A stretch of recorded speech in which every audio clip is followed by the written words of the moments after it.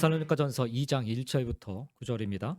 형제들아 우리가 너희 가운데 들어간 것이 헛되지 않은 줄을 너희가 친히 아나니 너희가 아는 바와 같이 우리가 먼저 빌립보에서 고난과 능욕을 당하였으나 우리 하나님을 힘입어 많은 싸움 중에 하나님의 복음을 너희에게 전하였노라. 우리의 권면은 간사함이나 부정에서 난 것이 아니요 속임수로 하는 것도 아니라 오직 하나님께 옳게 여기심을 입어 복음을 위탁받았으니 우리가 이와 같이 말함은 사람을 기쁘게 하려 함이 아니요 오직 우리 마음을 감찰하시는 하나님을 기쁘시게 하려 함이라. 너희도 알거니와 우리가 아무 때에도 아첨하는 말이나 탐심의 탈을 쓰지 아니한 것을 하나님이 증언하시느니라. 또한 우리는 너희에게서든지 다른 이에게서든지 사람에게서든 영광을 구하지 아니하였노라. 우리는 그리스도의 사도로서 마땅히 권위를 주장할 수 있으나 도리어 너희 가운데서 유순한 자가 되어 유모가 자기 자녀를 기름과 같이 하였으니 우리가 이같이 너희를 사모하여 하나님의 복음뿐 아니라 우리의 목숨까지도 너희에게 주기를 기뻐함은 너희가 우리의 사랑하는 자 됨이라. 같이 읽겠습니다. 형제들아 우리의 수고와 애쓴 것을 너희가 기억하리니 너희 아무에게도 폐를 끼치지 아니하려고 밤낮으로 일하면서 너희에게 하나님의 복음을 전하였노라. 아멘. 오늘 말씀을 가지고 결코 헛되지 않은 사역이라는 제목으로 말씀을 좀 나누겠습니다. 사도행전 17장에 보면 바울은 데살로니가 지역에서 단기간 선교 활동을 했습니다. 그런데 유대인들은 불량한 사람들을 선동하여서 바울을 고소하면서 바울의 선교 활동을 회방하고 방해하였습니다.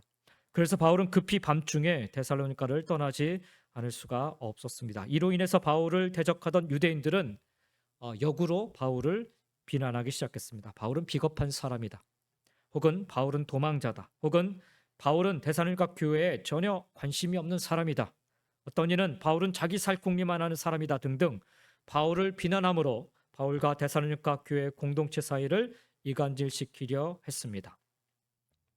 사실 사도 바울과 그의 일행이 데살로니가를 급히 떠났던 일은 오해받을 만한 소지가 충분히 있었습니다. 그래서 이러한 비난에 대해 바울은 자신을 변호하지 않을 수 없었습니다. 데살로니가전서 2장과 3장은 그래서 일종의 바울의 자기 자신의 변호하는 내용과도 같습니다. 왜 그 당시에 그렇게 서둘러 떠날 수밖에 없었는가? 바울은 뭐라고 자신을 변호했을까? 그는 맨 먼저 데살로니가에서의 사역이 결코 헛되지 않았다라고 주장을 합니다. 1절의 말씀을 다시 보시면 형제들아 우리가 너희 가운데 들어간 것이 헛되지 않은 줄을 너희가 친히 아나니 데살로니가 교회에 세워졌다라는 사실 자체가 바로 바울의 사역이 헛되지 않았다라는 결정적인 증거입니다. 여기에는 우리가 깨달아야 할 중요한 영적 교훈이 하나 담겨져 있습니다. 바울은 그렇게 짧은 기간 복음을 전했고 게다가 유대인들의 방해와 회방도 극심했습니다. 그렇기 때문에 그는 단지 복음의 씨를 뿌렸을 뿐입니다. 장시간 머물면서 그들을 양육하고 그들을 세우는 일을 하지는 못했습니다. 그런데도 불구하고 데살로니가 교회 공동체가 세워졌고 이 편지를 쓸 때쯤 되어서는 이미 든든하게 서 있다라는 소식을 듣게 되었습니다. 여러분 이것을 어떻게 설명해야 할까요? 여기에는 보이지 않는 하나님의 역사가 있었다라는 사실입니다. 고린도 교회를 세울 때에도 바울은 이와 유사한 경험을 했었습니다. 그는 고린도 교회를 세웠던 사실에 대해서 고백을 하면서 이런 고백을 드립니다. 그런즉 아볼로는 무엇이며 바울은 무엇이냐? 그들은 주께서 각각 주신 대로 너희로 하여금 믿게 한 사역자들이니라. 나는 심었고 아볼로는 물을 주었으되 오직 하나님께서 자라나게 하셨나니 그런즉 심는 이나 물 주는 이는 아무것도 아니로되 오직 자라나게 하시는 이는 하나님뿐이니라. 고린도전서 9장에 나와 있는 말씀입니다.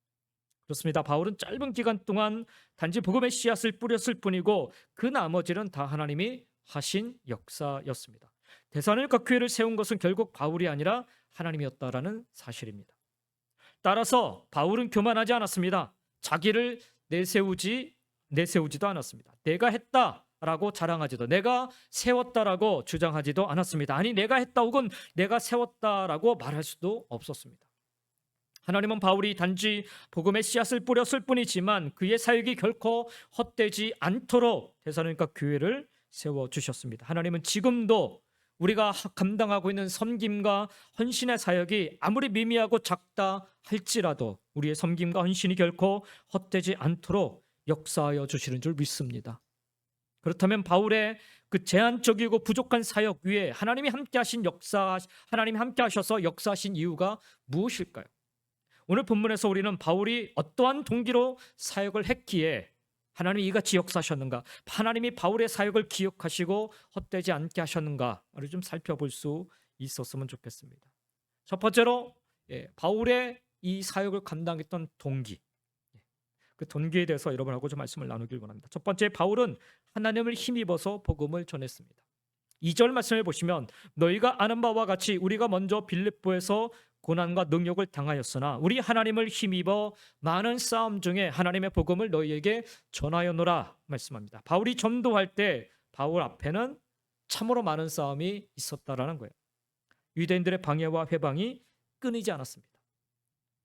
바울을 뒤쫓아다니면서까지 핍박하고 고난을 주었습니다. 바울은 혼자의 힘으로 그 대적자들을 상대하기가 너무나 버거웠습니다. 너무나 힘들었습니다. 그의 지혜와 능력으로 그 대적자들을 이긴다는 것은 도저히 불가능한 일이었습니다. 그렇기 때문에 그는 오로지 하나님만을 의지했습니다. 힘들면 힘들수록, 어려우면 어려울수록, 방해와 회방이 심하면 심할수록 그가 할 수 있는 일이라면, 그가 할 수 있는 일이 있다라면 그것은 하나님을 의지하고 하나님을 힘입는 일이었습니다. 사도행전 16장에 보면 바울은 빌립보에서 전도할 때 심하게 매를 맞고 감옥에 갇히게 되었었습니다. 더 이상 바울이 전도할 수 없는 그런 상황이 되어버렸습니다. 근데 신기하게도 바울과 실라가 그날 밤 감옥 속에서 하나님을 찬양하고 하나님을 찬미하였을 때 지진이 일어나고 옥문이 열리는 역사가 일어났습니다. 옥문만 열린 것이 아니라 감옥을 지키는 간수의 마음의 문도 활짝 열렸습니다. 결국 바울은 주 예수를 믿으라, 그리하면 너와 네 집이 구원을 받으리라 라고 그 감옥 안에 갇힌 상황에서 복음을 전할 수 있었습니다. 그는 전도할 수 없는 상황 속에서도 모든 것을 내려놓고 하나님을 찬미했습니다. 하나님만을 의지했습니다. 그랬더니 하나님은 그가 전도할 수 있도록 그의 길을 열어 역사해 주셨습니다. 바울은 데살로니가에서도 너무나도 많은 고난과 능욕을 당했습니다. 그러나 그는 포기하지 않고 복음을 전했습니다. 그는 하나님을 힘입고 열심히 그리고 담대히 복음을 전했습니다. 전도는, 복음 증거는 내 힘으로, 내 지혜로, 내 열심으로 하는 것이 결코 아닙니다. 바울처럼 하나님을 힘입고 해야 하는 줄 믿습니다. 바울이 이렇게 하나님만을 힘입고 전도했기 때문에 하나님은 바울의 사역이 헛되지 않도록 역사해 주셨습니다. 그렇습니다. 하나님을 힘입어야 합니다. 그가 사역을 감당할 수 있었던 동기는 하나님이었어요.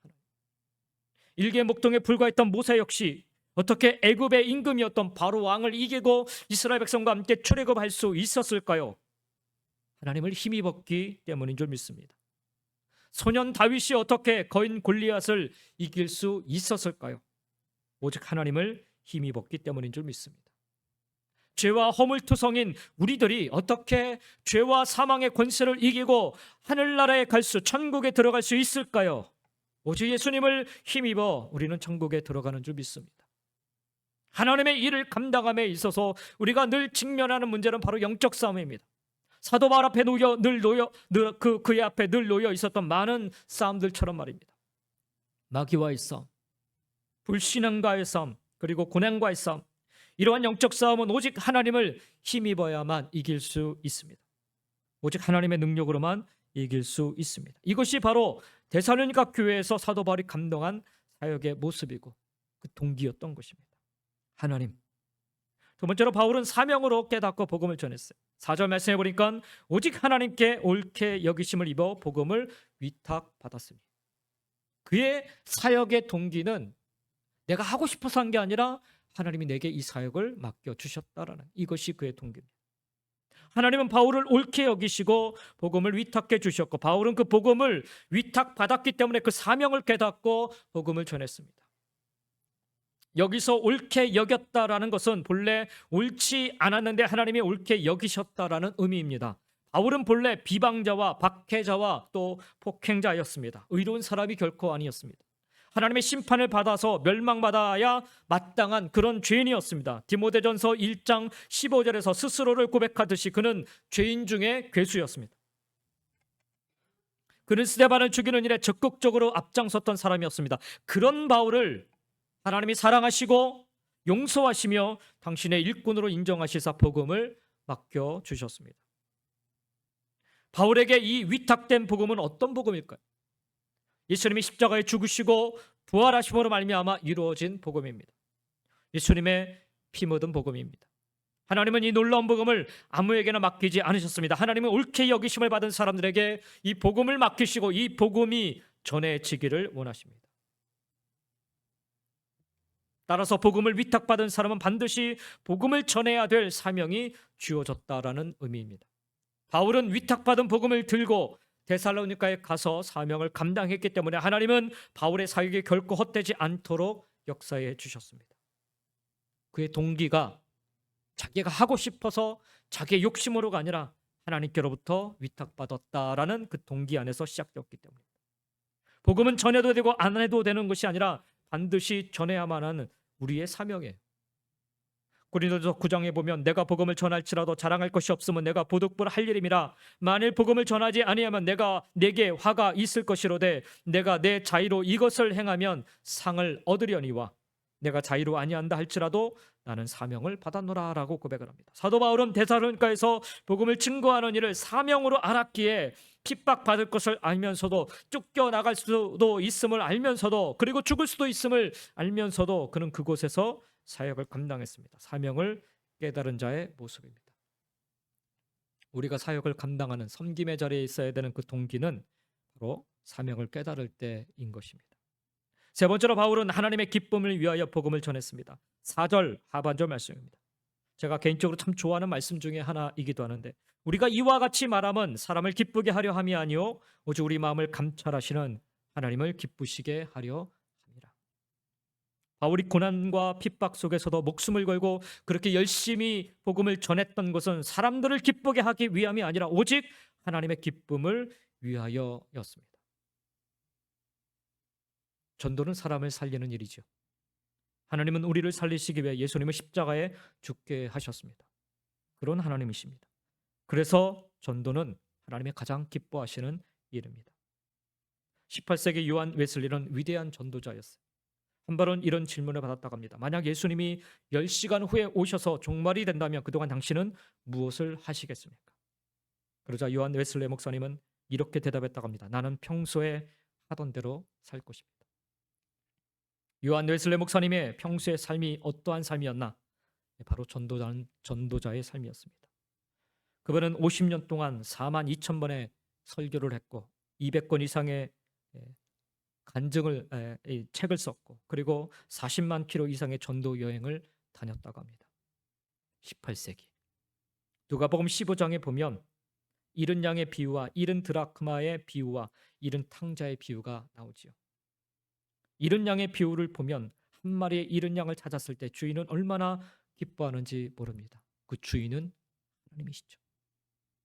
누가복음 15장 7절에 보니까 이와 같이 죄인 한 사람이 회개하면 하늘에서는 회개할 것이 없는 의인 99으로 말미암아 기뻐하는 것보다 더하리라. 한 사람의 회개를 위해서 애쓸 수 있는 모습. 요한 웨슬리 목사님은 바로 그 같은 마음을 가지고 섬겼던 것입니다. 사도 바울은 바로 그런 마음으로 사역을 감당했던 것입니다. 이른 드라크마의 비유에서도 보면 이른 드라크마를 찾았을 때 그 여인이 얼마나 기뻐하는지 누가복음 15장 10절에 보니까 이와 같이 죄인 한 사람이 회개하면 하나님의 사자들 앞에 기쁨이 되느니라 말씀합니다. 잃은 아들의 비유에도 보면 잃은 아들이 돌아왔을 때 아버지가 얼마나 기뻐하는지 모릅니다. 이 내 동생은 죽었다가 살아났으며 내가 잃었다가 얻었기로 우리가 즐거워하고 기뻐하는 것이 마땅하도다. 이렇게 한 영혼이 돌아오는 것을 가장 기뻐하시는 하나님이시기에 데살로니가 교회를 향한 하나님의 마음은 그들 영혼이 구원받고 하나님께로 돌아오는 것이었습니다. 그 하나님의 마음을 사도 바울은 알았기에 하나님이 기뻐하시는 그 마음을 그는 알았기에 그는 순순히 데살로니가로 들어가 그곳에서 핍박을 받으면서도 복음을 증거했던 것입니다. 사랑하는 성도 여러분, 하나님의 마음을 아시는지, 하나님이 무엇으로 인해 기뻐하시는지 알고 계시는지요? 그렇다면 우리는 주저하지 말아야 합니다. 피하지도 말아야 합니다. 숨어서도 안 됩니다. 부정적이어서도 안 됩니다. 하나님의 기뻐하시는 일이 무엇인지를 안다면 우리는 누구보다도 더욱더 적극적으로 섬김과 사역의 자리에 서 있어야 합니다. 그렇습니다. 바울은 짧은 기간 동안 데살로니가에서 사역을 했지만 그의 사역은 결코 헛되지 않았습니다. 보이지 않는 곳에서 하나님이 역사해 주셨습니다. 왜냐하면 하나님은 바울의 사역에서 순수한 그의 동기를 보셨기 때문입니다. 오직 하나님을 힘입어 그는 사역하기를 원했어요. 오직 하나님이 주신 그 사명을 깨닫고 그는 사역하기를 원했습니다. 그리고 오직 하나님을 기쁘시게 하고자 그는 그 사역을 감당해 나갔습니다. 그의 순수한 동기를 하나님이 보셨기 때문에 하나님이 역사하여 주셨고, 그로 말미암아 그의 사역은 결코 헛되지 않은 아름다운 열매를 맺을 수 있었습니다. 우리가 하나님을 섬기고 사역을 감당함에 있어서 바로 사도 바울이 품었던 이 순수한 동기, 하나님만을 의지하고 하나님께서 주신 사명을 깨닫고 하나님이 기쁘시게 하고자, 하나님을 기쁘시게 하고자 하는 마음으로 감당하는 것이 얼마나 중요한지요. 때로는 사람들이 우리의 그 진정성을 못 알아줄 때도 있습니다. 사도 바울은 그 진정성의 의심에 대해서 끊임없이 논쟁을 해야만 했습니다. 뭐 딴 거 바라는 거 아니야? 네. 그런 얘기를 들을 수밖에 없었어요. 그러나 시간이 지나면 지날수록 변하지 않아요. 동일합니다. 마지막 자기 생명 다하는 그날까지 그는 이 동일한 마음을 가지고 동일한 순수한 그 동기 가지고 그는 그렇게 하나님 앞에 서서 감당해 나갔습니다. 저는 이 모습이 우리의 모습이 될 수 있기를 간절히 소망합니다. 사도 바울의 이 마음 우리도 본받고 행할 때 우리의 섬김도 그리고 수고로운 사역도 결코 헛되지 않고 복되고 아름다운 열매를 맺어가게 되는 줄 믿습니다. 선한 동기가 선한 열매를 낳습니다. 사랑하는 성도 여러분, 우리도 그렇게 선한 동기를 품고 하나님 앞에 충성되게 살아가시기를 예수님의 이름으로 간절히 축원드립니다. 두 번째로 우리가 생각해야 될 것은 바울의 그 선한 동기뿐만 아니라 그가 어떤 행동을 했는가. 바울의 선한 동기로 말미암아 그의 사역은 헛되지 않을 수 있었습니다. 그러나 우리는 우리가 품은 선한 동기가 그리 오래가지 않는다라는 사실을 잘 압니다. 시간이 지나면 이게 변해요. 그 처음의 마음이 변해요. 목회를 처음 시작할 때 목사님들의 이야기를 들어보면 그런 것 같아요. 정말 순수한 마음으로 시작을 했는데 시간이 지나면 지날수록 이 뭔가 마음에 욕심이 생기거나 바뀌는 것 같아요. 그래서 오히려 좀 안 좋은 그런 결과를 맞이하는 목사님들도 보게 됩니다. 선한 동기 갖는 것 참 중요한데 이게 사실 우리 인간의 한계 때문에, 죄성 때문에 오래가지 못해요. 그래서 우리가 두 번째로 생각해야 될 점은 그 선한 동기를 어떻게 구체적인 사역의 행위로 옮겨가는가에 있습니다. 동기가 있으면 빨리 이것을 옮겨가야 돼, 행동으로. 그래서 데살로니가 교회에서의 사도 바울의 사역의 행위는 어떠했는가 우리가 살펴보는 것이 중요한 것입니다. 바울은 사도였지요. 그렇기 때문에 마땅히 그 권위를 주장할 수 있었다라고 오늘 본문의 말씀에 이야기합니다. 근데 사도 바울은 데살로니가 지역에서 사역할 때 사도임에도 불구하고 사도로서의 권위만 주장하면서 사역하지 않았습니다. 그러면 그는 사도의 권위를 내려놓고 어떤 모습으로 데살로니가 교회와 성도를 섬겼는가? 오늘 본문에서 우리는 세 가지 측면을 좀 살펴볼 수 있는데 첫 번째로는 그가 유모가 되었다는 거예요. 7절 하반절에서 8절인데 우리는 그리스도의 사도로서 마땅히 권위를 주장할 수 있으나 도리어 너희 가운데서 유순한 자가 되어 유모가 자기 자녀를 기름과 같이 하였으니 우리가 이같이 너희를 사모하여 하나님의 복음뿐 아니라 우리의 목숨까지도 너희에게 주기를 기뻐함은 너희가 우리의 사랑하는 자 됨이라 말씀합니다. 여기 보면 사도 바울이요 자신을 유모로 비유하고 있음을 알 수가 있습니다. 그만큼 데살로니가 교회를 사랑했다라는 의미입니다. 데살로니가 교회를 향한 사랑을 사도 바울이 세 가지로 표현하는데 첫 번째로는 유순하게 됐다라고. 유순. 여기서 유순하다라는 말은 아랫사람에 대한 윗사람의 관대함을 나타내는 표현입니다. 바울은 데살로니가 교회를 대할 때 사도의 권위를 가지고서 엄하게 대하지 않고 오히려 부드럽고 너그럽고 관대하게 대했습니다. 두 번째로는 사모했다라고 얘기해요. 여기 사모하다는 말 헬라어로는 호메로메노이라는 그런 단어인데 오늘 여기 본문에서만 사용이 된 아주 특별한 단어입니다. 동경, 애정을 가진 강한 열망 등을 뜻하는 그런 단어입니다.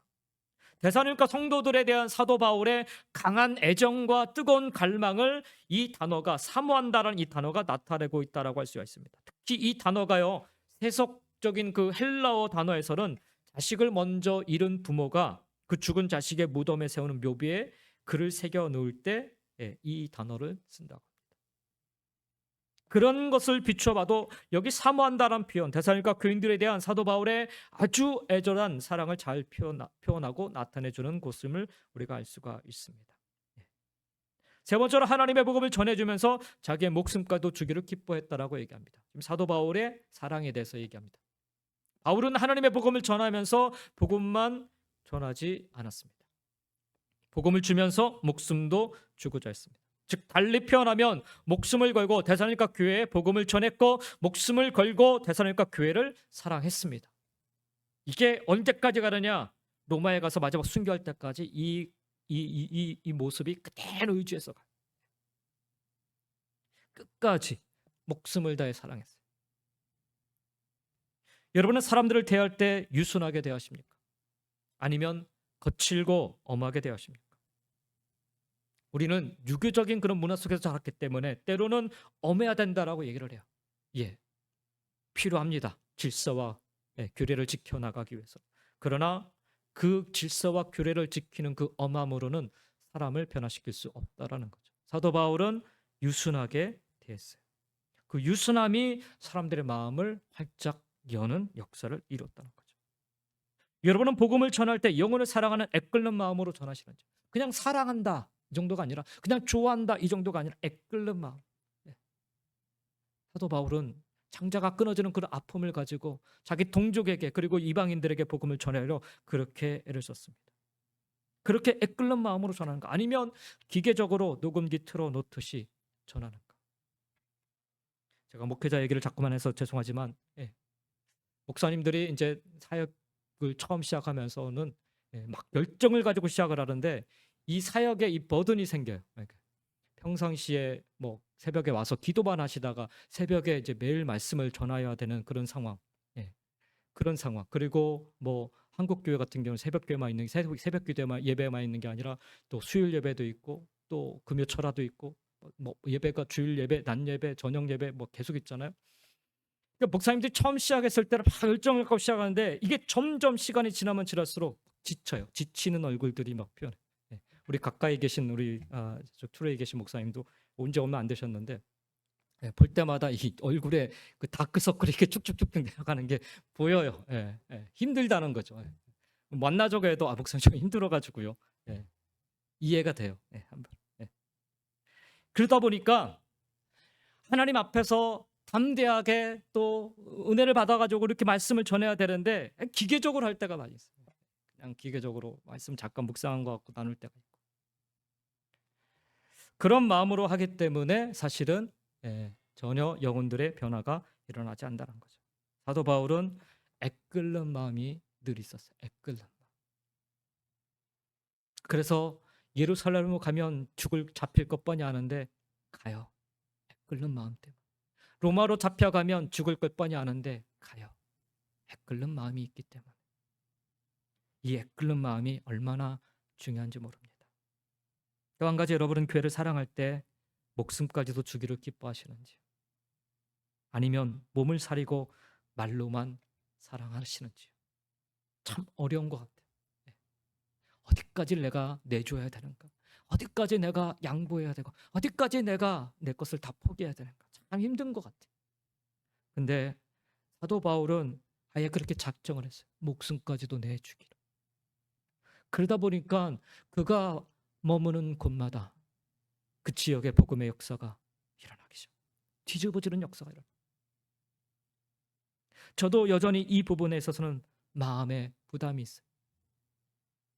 몸을 사리고 있지는 않은가? 말로만 그렇게 하는 그런 사역은 아닌가? 사랑하는 성도 여러분, 헛되지 않은 사역이 되기 위해서는 우리 오늘 사도 바울의 모습처럼 그렇게 우리도 감당할 수 있기를 원합니다. 우리의 섬김과 사역의 자리에서 사람들을 대할 때 바울과 같은 마음을 가질 수 있기를 원합니다. 유순하고 사모하고 목숨까지도 주기를 기뻐할 만큼의 그런 마음. 하나님, 이런 마음을 제게 주시옵소서. 다 못 갔더라도 그렇게 기도했으면 좋겠어요. 하나님, 그냥 한 번만이라도 맛보게 해달라.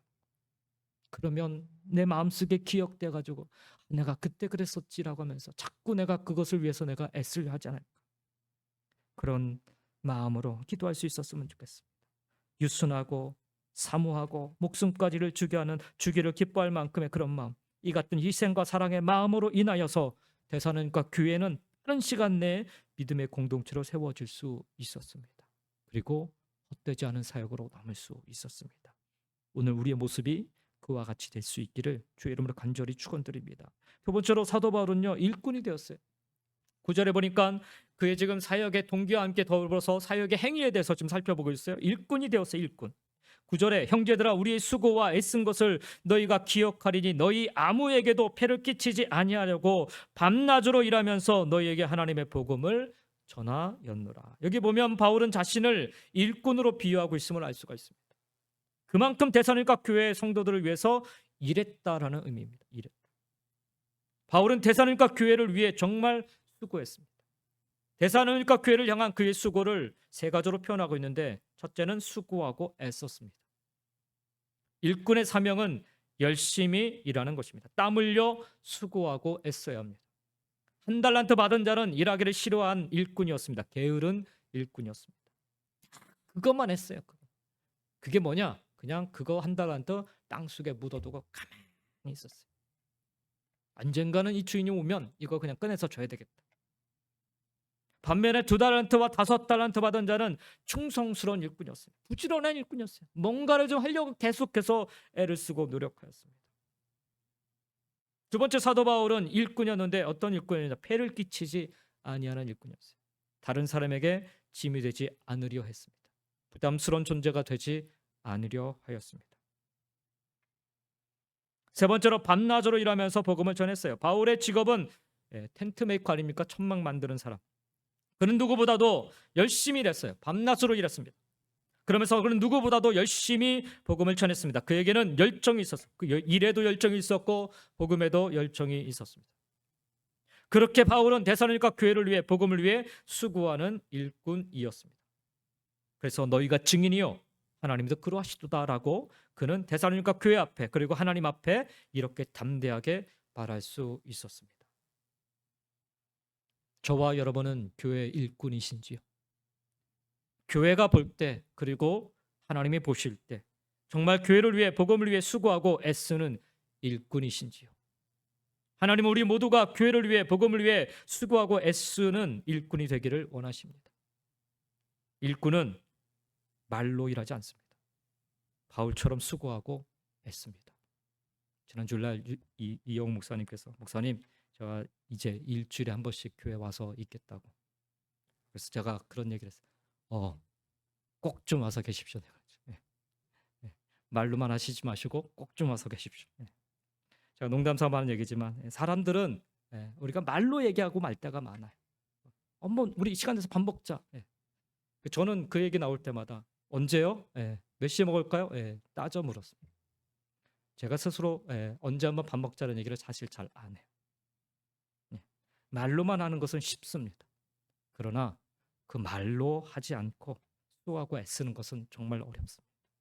근데 수고하고 애쓸 때 열매가 나타나는 것입니다. 그리고 수고하고 애쓸 때 헛되지 않는 것입니다. 사도 바울처럼 유모의 심정으로 영혼들을 사랑하고 돌봄으로 헌신할 때, 그리고 일꾼처럼 열심으로 영혼들과 공동체를 위해 수고하고 애를 쓰며 헌신할 때, 그 같은 헌신의 행위는 결코 헛되지 않은 섬김과 사역으로 하나님이 기억하시며 복되고 아름다운 열매를 맺어가게 되는 줄 믿습니다. 우리는 지난 주일날 데살로니가 교회가 믿음의 아름다운 본을 보였던 그런 교회로 소문이 났다라는 말씀을 나눴어요. 그냥 된 게 아니에요. 누군가의 이러한 영혼을 사랑하는 마음으로 돌보고 정말 일꾼처럼 열심으로 수고하고 애쓰는 모습들이 있었기에 그것이 씨앗이 되어 하나님이 자라게 하심으로 말미암아 데살로니가 교회의 그 아름다운 믿음의 본이 꽃을 피울 수 있었던 것입니다. 오늘 여러분과 제가 힘들고 어려운 상황 속에서 여기 척박한 이 땅에 그렇게 눈물로 기도하며 사랑과 섬김의 헌신을 우리가 조금이라도 보여나갈 때 아무도 알아주지 않는다 하여도 그것이 하나의 씨앗이 되어서 하나님의 기뻐하시는 헛되지 아니하는 열매로 맺어가게 되는 줄 믿습니다. 그것이 오늘 본문의 말씀인 것입니다. 누군가의 헌신적인 사역으로 하나님의 교회는 세워져 가게 되는 줄 믿습니다. 그 누군가가 바로 저와 여러분 자신이 된다면 이보다 더 귀한 은혜요 축복은 없을 것입니다.